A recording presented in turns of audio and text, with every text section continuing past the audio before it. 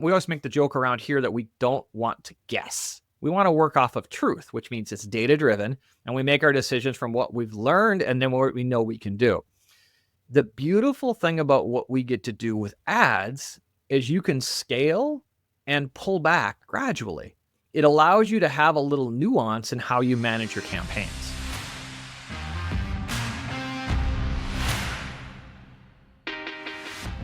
Hey, what's going on, everybody? Joel Irwin here, and welcome to another very special episode of Experts Unleashed. We are continuing our advertising series here today, and I've got a very special guest you guys are going to love, my good friend, Brandon Pugsley from brandonpugsley.com. Before we jump into the interview, let's talk about something that's really, really important for all of your content creation. This episode is brought to you by GetInspired.app, and if you've ever thought about looking at your content calendar and thought to yourself, man, I really need to create more, but I just don't have the time.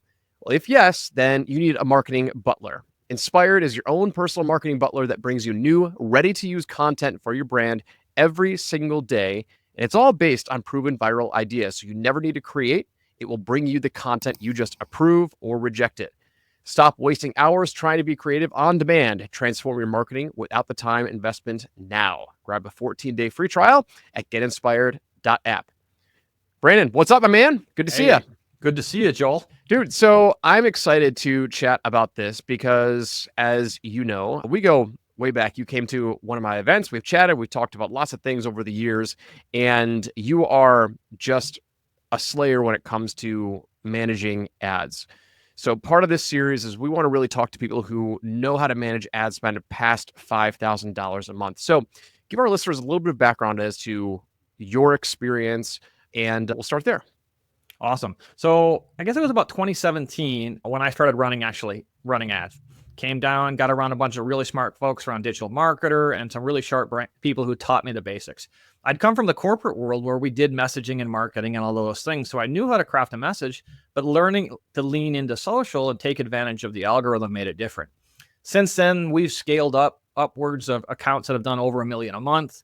I've got to go into major companies like Procter & Gamble, where I got to teach copy and scale some major campaigns that went way high, all the way to companies like Agora, local businesses, and even the people that come in and have a story to share and get wrapped around how hard or what they think is hard to take advantage of this platform. And I still consider it the most amazing platform in history. And so we always want to leverage it. That's awesome. What does it really, like when you get to, say, $1 million a month, I'm sure the strategy at that level is vastly different from, say, an education offer that probably doesn't have anywhere near that level of potential for scale.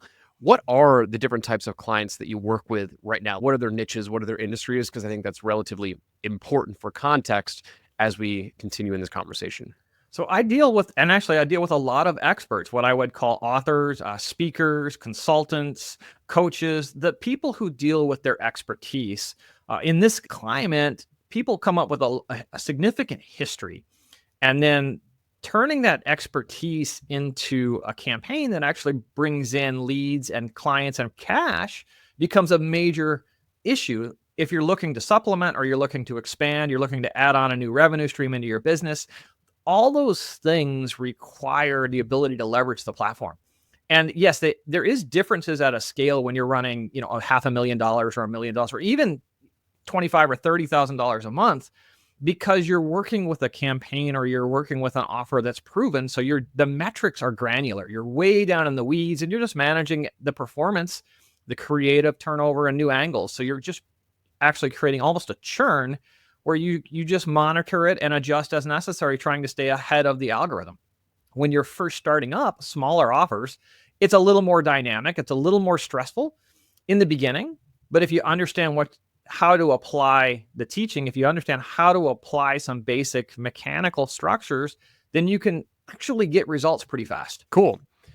Well, why don't we get started with, let's say you've got an offer that it's been validated, right? Meaning you could probably spend $3,000 a month or $100 a day, and it's going to be, you're getting customers or it's ROI positive.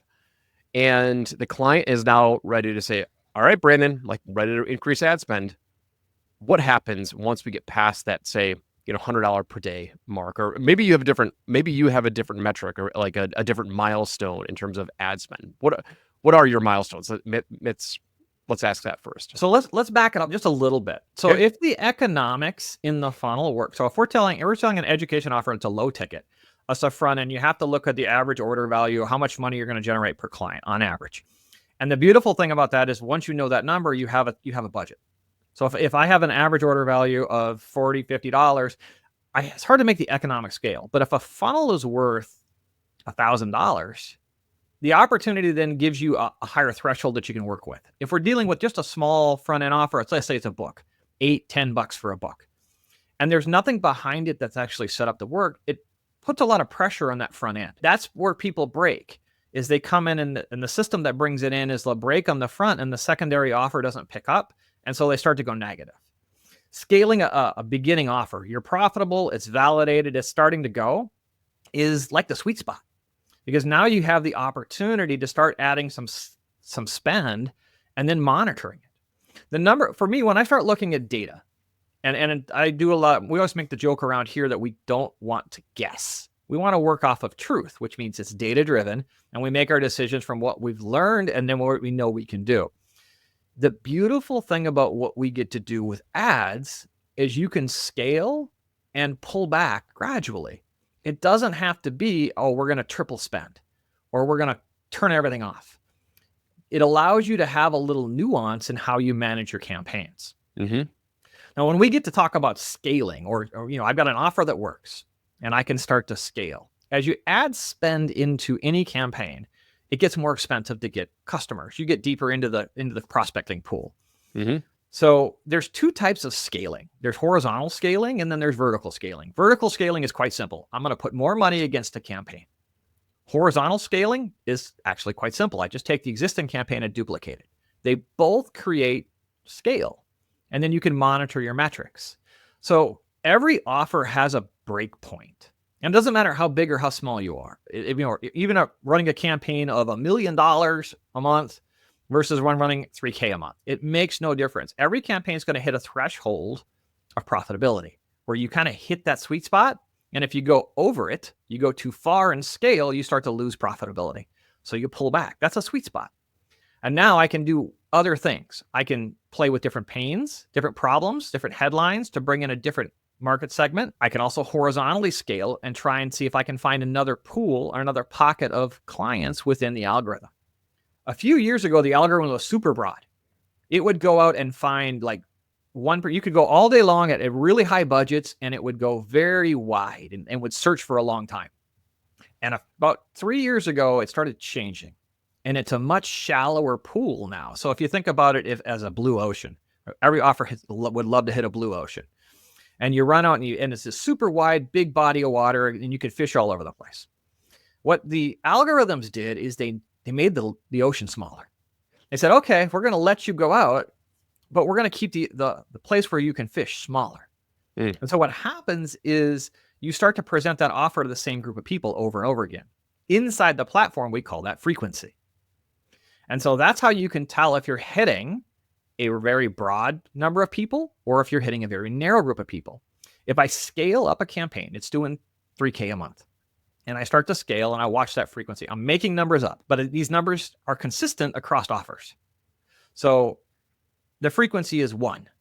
Means I'm showing that ad to one person every day.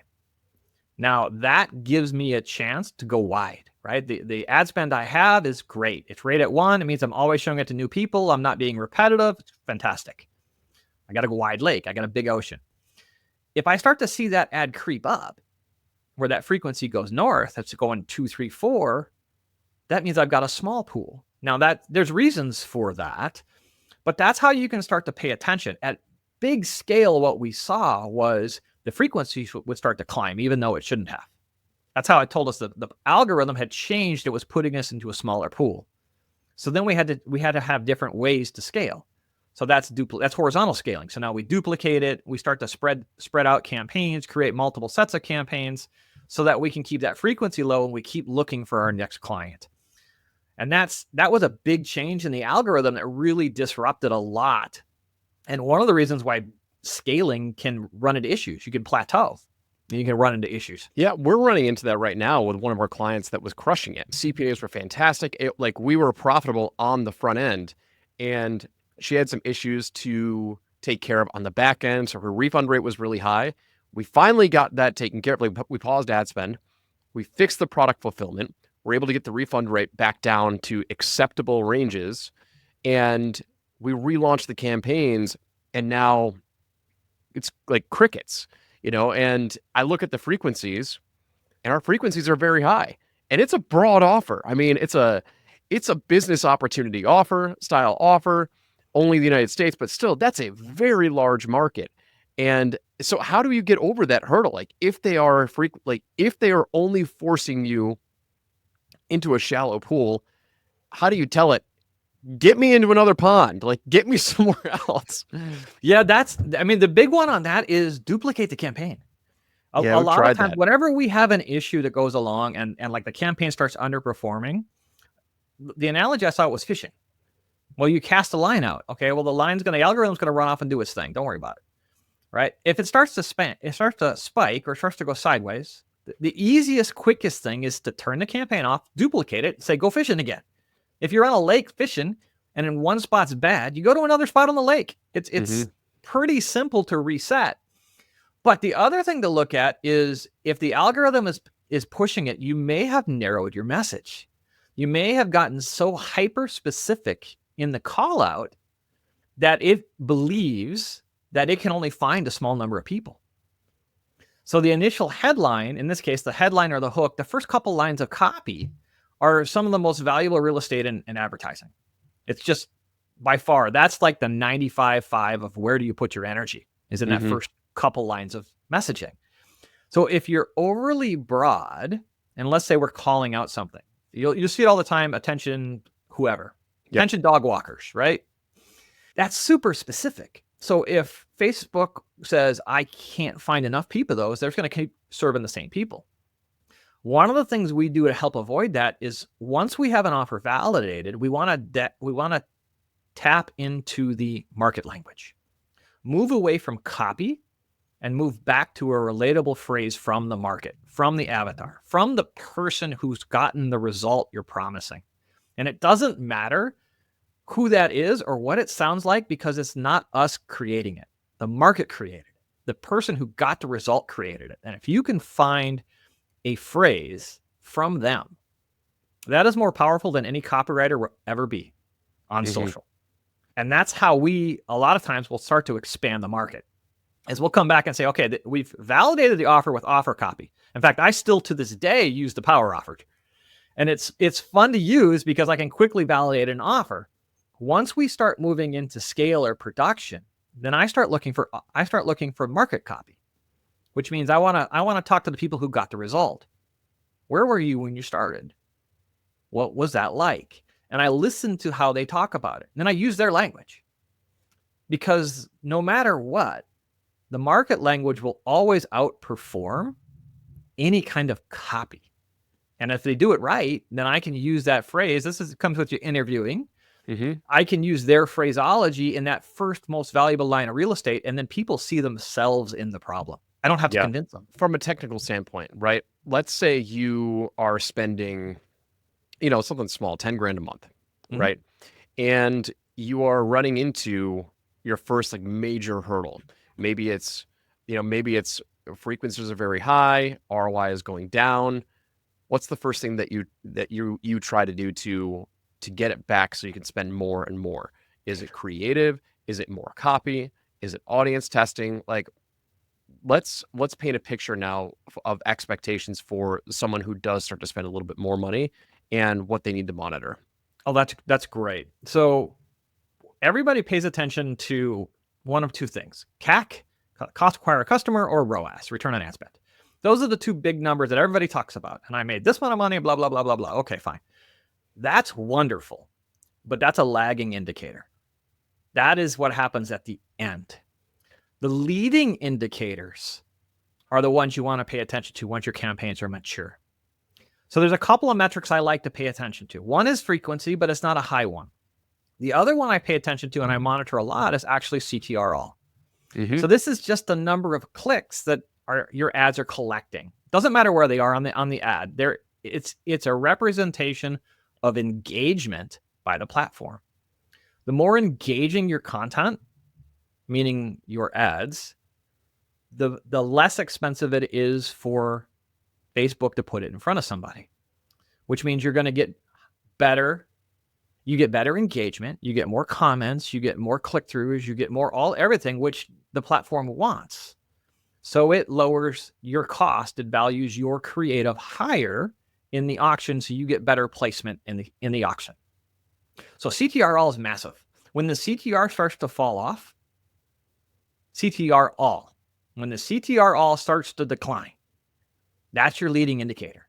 That's the one that says the message is not getting through anymore. It's starting to be ignored. There was an old commercial out there from Febreze, and they would spray it around and go, "Are you nose blind?" And that made me laugh every time I saw it, but it was such a good message because people get nose blind to ads. They learn how to tune them out. So the opportunity when you see your CTR start to decline tells you that they are going nose blind. You're being ignored. Now, can you reset that? Sure. Change the creative.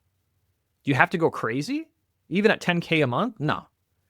Even if you create 10, 12, 15, 20 creatives, let's say we create 20 creatives and you put them all in this campaign and you let it go hog wild. You know what happens on the backside of that is quite simply Facebook finds the best one and puts 80 to 90% of your ad spend against that one creative. So all of that work to make 12 or 15 creatives, and really one's getting the lion's share. So finding some touch points there, just a simple tweak on that can change the entire campaign. We had one we turned around. It was a color. It was a color image. Beautiful image of a speaker. And she was speaking on stage. Fantastic. Was doing great. All day long. CTR very, very high. Lots of engagement. I saw the CTR all start to decline. We literally took that image and made it black and white. And then bought us another 6 weeks before the CTR said. I didn't do anything else. It was black and white to color. That's all I did. Then we would try some different things, different images, different things across it. You don't have to go crazy. The copy, actually, we've had copy that have run for over a year. Same exact copy. All we did was adjust a little bit of imagery to keep the CTR all high. But it was all based off of market language. Yeah, that's really important, because the curse of ads is, and this is true for all content, is it's very easy to push there's a lot of buttons behind Ads Manager, any ads platform. And we all think that they're going to this could affect this could affect this could affect this. And now there's all sorts of AI technology that's going behind all these ads platforms too. And so it becomes very confusing of what buttons do I push? And the way that I think it's happening is you actually just need to push fewer buttons and just get really good at your messaging and your creative. Would you say, Brandon, in your expertise, keeping campaign life high, and being able to spend more and keeping it profitable? So I'm assuming we've gotten past the offer validation stage, and now it's about spending more. Does that require more copy angles or more image and creative angles to get higher spend? It can go either way. It depends. So one of the things that we do when we're working with a client, particularly if they're somewhat new and they want to scale, is we always tell them, look, your ads are great. Those are your bottom of funnel, right? They're conversion ads for leads or sales. That's the whole goal. But one of the things we do, and we do this religiously, is we create several top of funnel videos to seed the algorithm. When you talk about a frequency level that goes along and your CTR should all start to climb, what it basically means is your audience has been depleted. Well, how do you increase the audience to help support your bottom of funnel campaigns? One of the key ways on that is you create some content and then you put some low end spend behind it. I learned this from Dennis Yu, brilliant marketer. And he called it his $1 a day strategy. I giggled when I first learned it. But we have cut ad spend and conversion costs by as much as 30% in some cases, simply by putting some top of funnel content out there and amplifying it for $1 a day. It's not rocket science, because if you do your messaging right, you're going to talk to your market, but you're not trying to get them to do anything.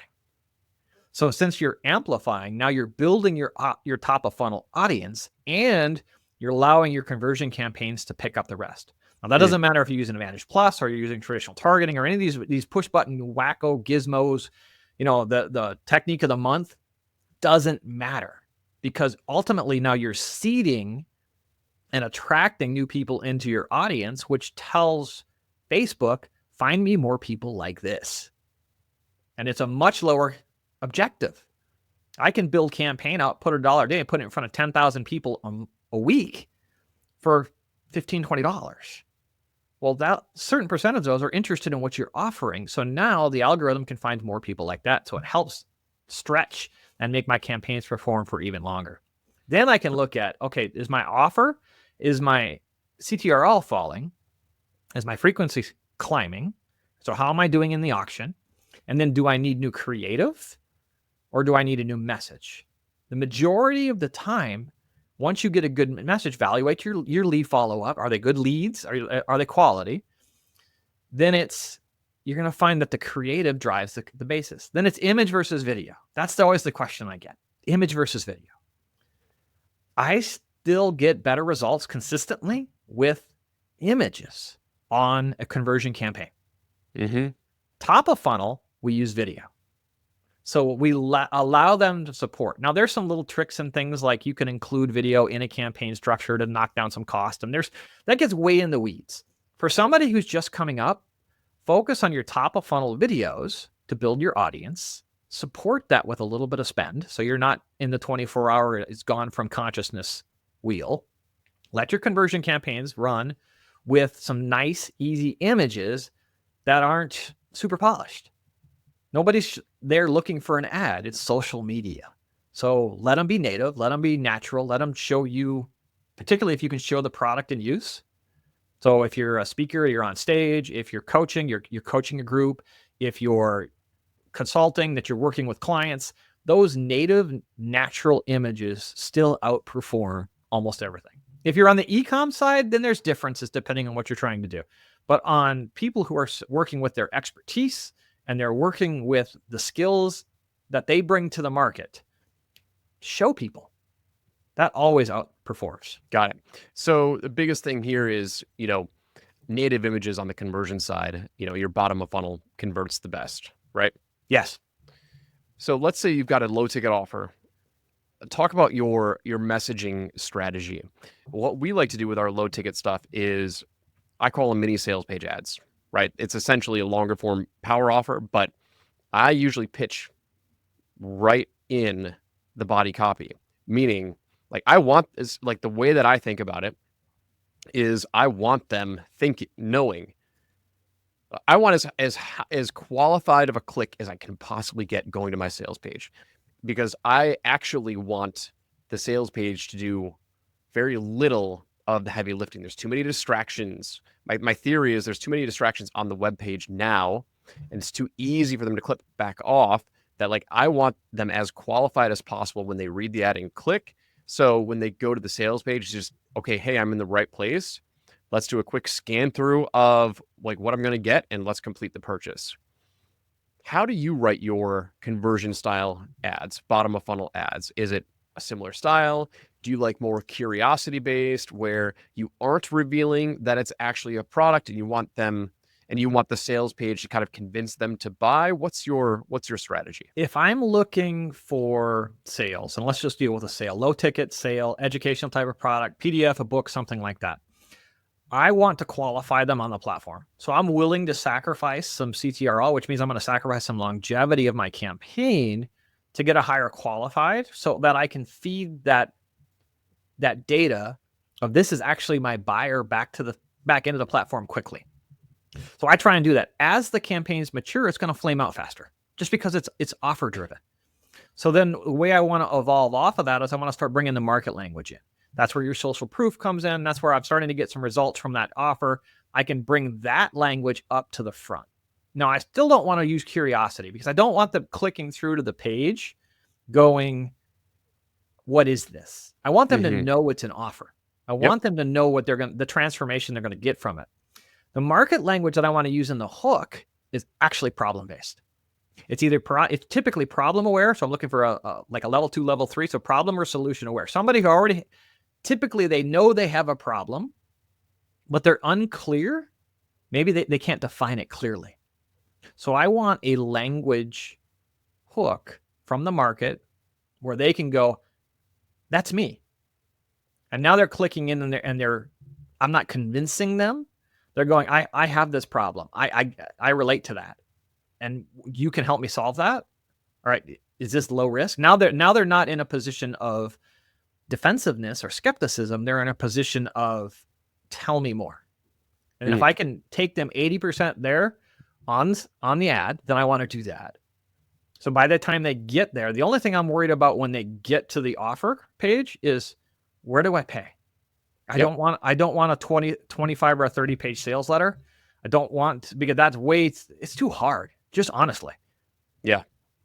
So I love those low end offers where you can just put them there and it's basically an impulse buy. I agree 100%. Think about it. It's like TikTok shop these days. Right. These people are like, our window of like what we're competing with is like, you want to make a sale. You're competing not just with your copy and like having it make sense. You're competing with their environment on how they're viewing it. 90 to 95% of all your traffic is going to come from mobile, including your purchases, right? These people don't have the attention span to sit at a desktop. Some of them will, but the vast majority of our traffic is going to be mobile. So like they need to be able to like click through, make the purchase within like 7 seconds or less. Like that should be our goal. And so I have found such a lower significance factor, lower importance on the sales page itself, and bring in that sales page to the ad. It's like, I want them knowing like, here's what you're going to get. Come over here and just make the purchase. So yeah, I agree 100%. Now with your image, I know you like to have authority style images, like of them speaking on stage. Will you qualify in the image as well? Like saying, hey, 30% off or get it for just this price. Like, do you have anything in the image that qualifies that it's an offer and a product, or no? Sometimes. So if it's I'm dealing with someone they're selling their expertise, or we're selling an expertise-based product, then I typically keep it on a personal level. I put books up and images of books and I test them. And typically I might have a burst where that works, but it doesn't sustain. And so I end up coming back to the native images. And then if I can find a testimonial, once we start getting testimonials, well, those can be even a static image testimonial can be turned into a video. I don't have to have a video for it to be a video, right? It's an image and it's loaded as a GIF. Well, people will watch that and they see themselves in that. So for a top of funnel, I still like the native images, and then we use some social proof on the backside and with simple retargeting campaigns. Keep them simple, keep them low spend. Let them come in and just engage those that are really just need a reminder. Awesome. I love it. Keeps it super, super simple. We do a lot of product-based ads, but I will tell you, we find that they do flame out faster. But we use product-based ads to really validate our messaging. To like, hey, I've got this product. Do you want it? Yes or no? Right? Like very similar to like power offer style of like, hey, if I got this for you, do you want it? Yes or no? So I like to just take a screenshot of like the product bundle as on the sales page, use that as my like core test image, and then run some offer validation copy to make sure that like, hey, people actually want this. So I love it. Well, Brandon, what else am I missing? Right? We talked about, the getting above like 10K per month and, horizontal scaling, vertical scaling, expanding audiences. Is there anything else that's critical that I didn't touch on that you want to make sure we covered? At some point, everybody's going to have to write copy. And what I'll tell you, and what I tell everybody is, please don't plug some generic prompt into ChatGPT and think you're going to get winning copy out. Use your mind, your sharpness, your intelligence, your intuition, all of those things. But there's enough proven frameworks out there that you can get most of the way there. But the market language is what carries you over. There's this old saying of small hinges move big doors. Mm-hmm. And you can get something that comes out of AI that's okay. But people's, their BS detector is very finely tuned. And if it reads like AI and smells like AI, people are discounting you. And that is how we're judged. If it comes out and I see market language and I'm seeing testimonials and I'm seeing those pieces, we have to work those in a way so your copy feels human. Mm-hmm. And I always have a story. I had a client, we were going along, and they were like, your ads are cringe. We're generating a 6x return. For every dollar we put in, we're getting 6 out in a super, super competitive vertical. And they're like, we don't like your ads. And I'm like, okay, what do you want? They're like, run these ads. And I saw the ads and I'm like, okay. I said, these are going to get sub 1 return. You're going to get a 0.4, 0.5 return on these ads. But here's what I'm going to do. We're going to dial these ads back. I'm going to launch your ads and I'm going to show you. They didn't believe me until I ran them. And so when you start talking about your messaging, realize there are proven frameworks out there for copy. Once you validate your offer, and I love that concept of offer copy with a product bundle. Beautiful. Validate that bad boy. You know you got it dialed in. You know what problems it solves and a market response to. Beautiful. Now start bringing in market language. Start testing those headlines so that you have the ability to know what the market actually responds to. Not what we think it will respond to, but what it actually responds to. And then the last piece of that is don't be married to it. There's the old phrase of kill your darlings. You know what? I have never the amount of times we have predicted the winner, we get pretty good at it after a while. We've seen a lot of offers. I've seen a lot of ads. And I generally have an idea, okay, this is going to work. That one's not. But I've been surprised before and more times than I'd care to admit. So it's okay to set up a piece of your budget and test it. And don't be afraid of putting up a campaign. And if it doesn't work, it doesn't work. Don't worry about it. That's part of the game. And many of us would do a lot better if we said, hey, I've got $3,000 to spend this month. We're going to take $500 or $600 and set it aside. And we're going to do testing to see if we can expand our audience. Is there another pane, another angle, an opposite view, something that allows us to tap into a different area of that algorithm? That's awesome. Dude, this was a fantastic interview. Very detailed, very insightful. I really enjoyed it. I know my listeners are also going to enjoy it. Brandon, go ahead and drop some links. Where can people follow you? Where can people check you out? I want to make sure we send people your way to at least raise some awareness on your genius. Your advertising genius.